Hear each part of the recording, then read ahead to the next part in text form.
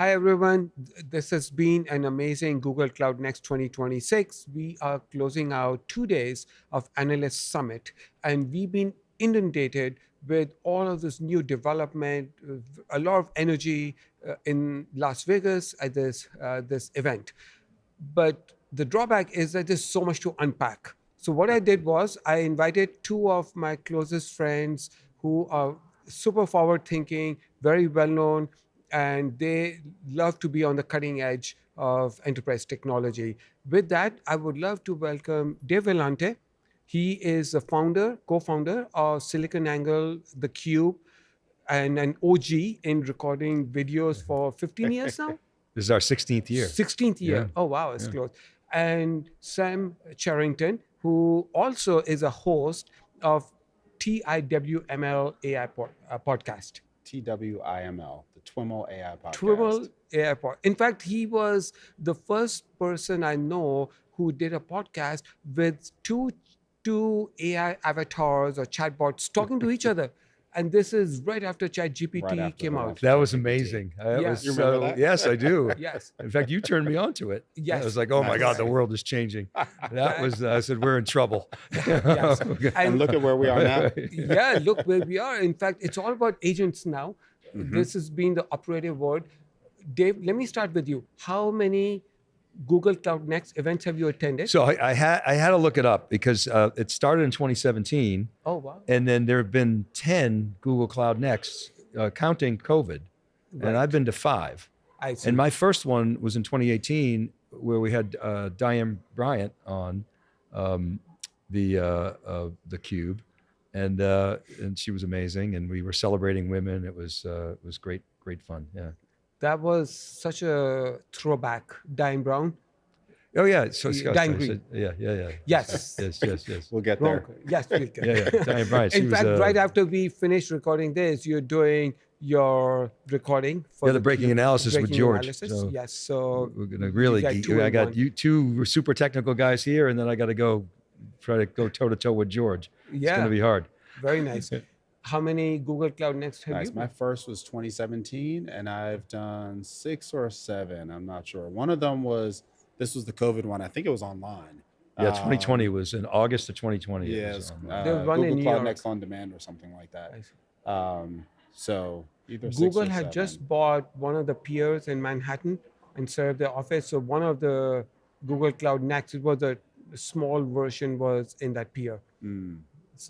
So how has the energy changed in all these years, and what's your? It's been super interesting for me. So I've been covering AI for 10 years, plus the podcast has been going Yeah. for 10 years. And so back in 2017, 2018, I would go to these events just hoping for a crumb of AI news and Oh, wow. innovation.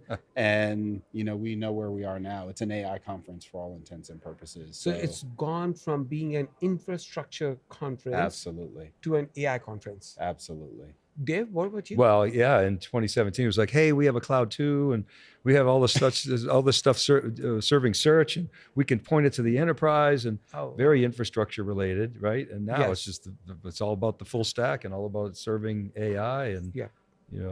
it's quite remarkable. So, Sam. what were in your opinion some of the key highlights from this event? Well, like you, I care most about the data, Yeah. that middle data stack.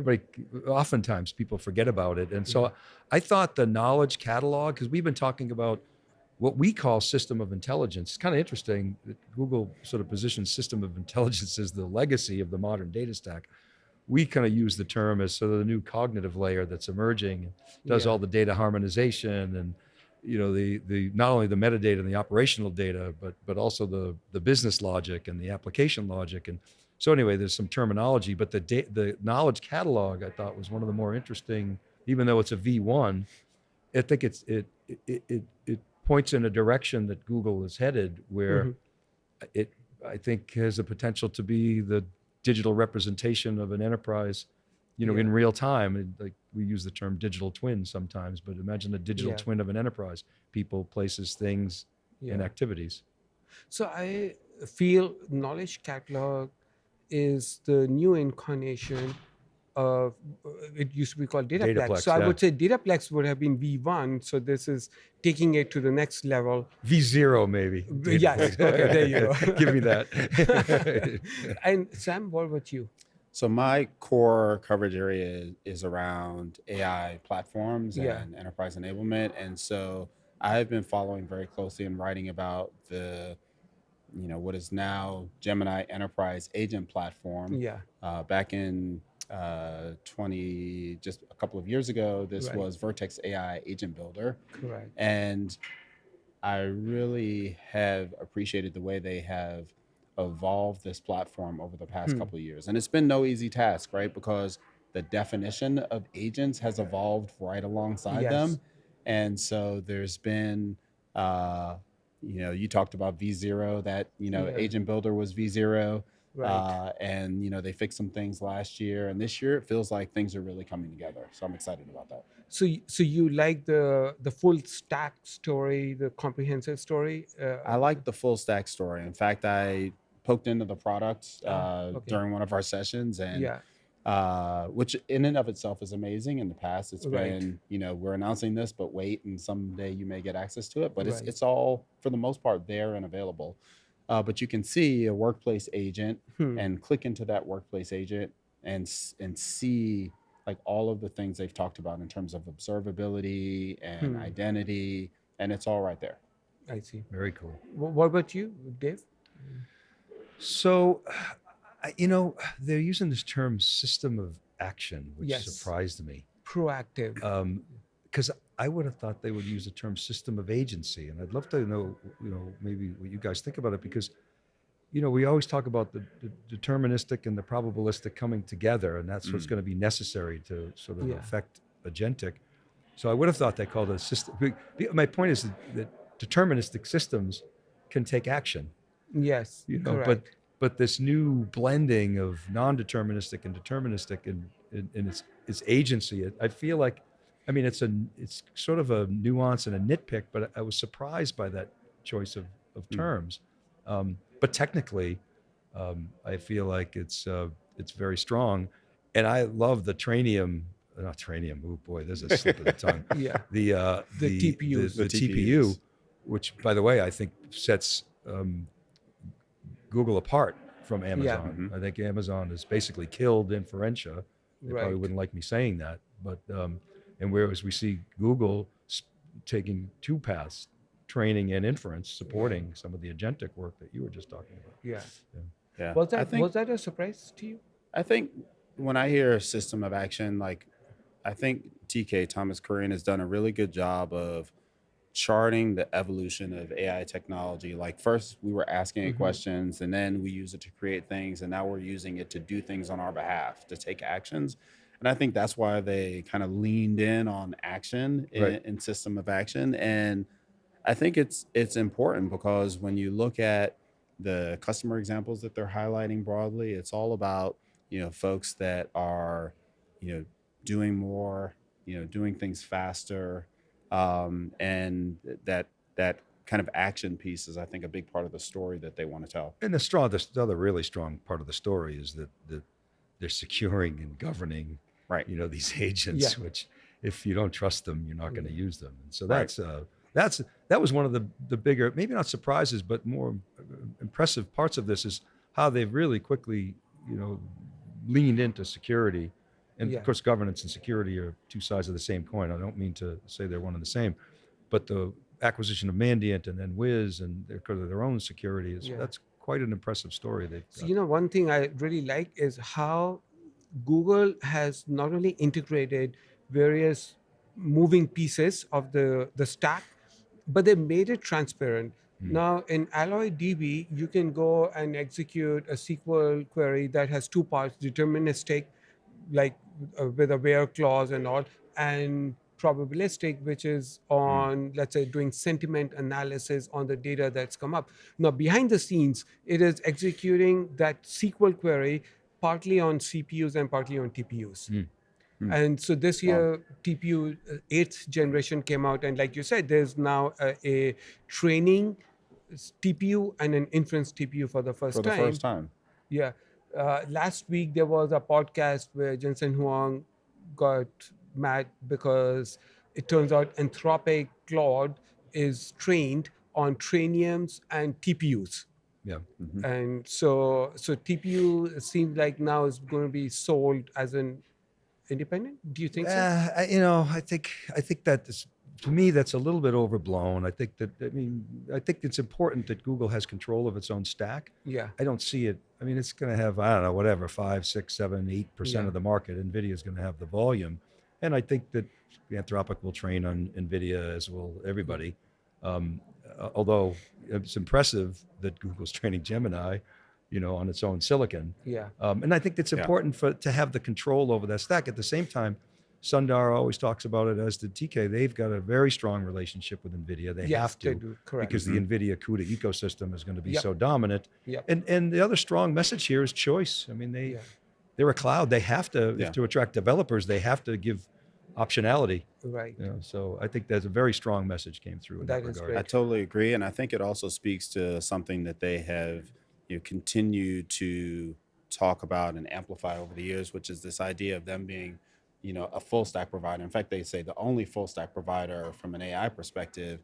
And I'll talk to folks who will sometimes say, "Well, I only care about the model. I don't really care that they have hardware or network or all Yeah. these things." But the model is as good as it is in part because of the hardware they're able to use to train it. They're able to get that hardware. And so, having, these pieces of the puzzle, but not forcing you to use any of these individual pieces of the puzzle, I think makes for a strong story. Sanjeev, Yasmin said to me yesterday in this session that we realized we can't just plug an LLM into a database Yeah. and think we're going to get results. I mean, Yeah. you obviously understand that well. Yeah, the whole semantic context Right. layer is really important. Yes. Context is key.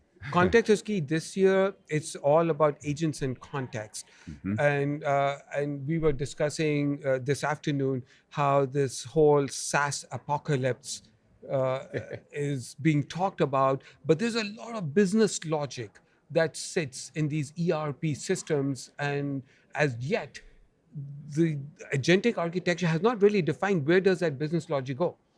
So you're trying to start another podcast? Yes, It's a big topic. It's a very big topic. So, and we only have a few minutes Yeah. left. I want to ask you, Sam, you're a practitioner and you're very deep into AI. How have agents changed your day-to-day work? Yeah, so where I've been spending a lot of time recently is building custom tools using, of course, in part, code gen technologies. And, I'll use Gemini among other models for those projects. I use Gemini with Cursor, which is a coding agent Right. tool. As an example, for my podcast, I have a workflow that automatically transcribes and summarizes episodes as Oh, I wow. Okay. produce them. Right. Now, one of the directions that I've been starting to shift that to is, as opposed to building, these one-off custom tools, which have been, tremendous in accelerating my workflow, doing it in more of an agentic style. And the pieces are, starting to come into place. And so I'll be looking at the agent platform, Gemini agent platform. But it's I think it presents like, Salesforce came out and they talked about headless SaaS, right? It's Yes. Yep. you want the intelligence, you Headless want kind of the 360. rules Yes. around access to the data. Correct. You want the functionality, Yeah. but you don't necessarily want to, go outside of your workflow Right. to some other tool to Right. do the thing. So I've built a bunch of these tools that Right. accelerate Oh, wow, things. okay. Now I'm looking to how can I just bring that capability into wherever I'm naturally working and have an agent take care of the rest. So instead of a human interface, now the access is going more and more towards MCP, APIs, and CLI. Yeah, and Yeah. fronted by whatever surface is natural. If Yeah, I'm wherever in you're email, working, like if it's you're not, email where the you're not thing stepping starts, out, or if exactly. you may be in Slack, or Yeah. but you're not going to a separate standalone UI. You don't have to learn a new UI. We are pretty much out of time. But Dave, I want to ask you a quick question before we go. What end user customer conversations have you had at this event? So the most interesting conversation I've had with customers that I talk to, big customers that are leaning into AI, is when they started on this journey, they thought, well, they had to get their data data in order before they spent a lot of money on AI. Yeah, foundation. Get the foundation right. And Yeah. what they found was it was too hard. That actually getting on the AI curve sooner and allowing the AI to help cleanse and harmonize the data was the right approach. Yes, and that created this 100%. flywheel effect. Absolutely. And it was kind of non-intuitive, but they felt like, okay, the first, initiative, whatever, how many months it took, and the second one was faster and faster and faster. And not only that, the prototypes that they were developing, with the sort of lead AI team, they could then transfer that knowledge much more quickly to other parts of the organization and again, get that flywheel effect. So that was quite interesting. That is amazing. We could, like you said, start yet another podcast, but we are completely out of time here. Thank you so much. Thanks for having us. us. It was so much really fun seeing you for the last 2 days. Take care. Absolutely. Thanks, everyone. Until next time.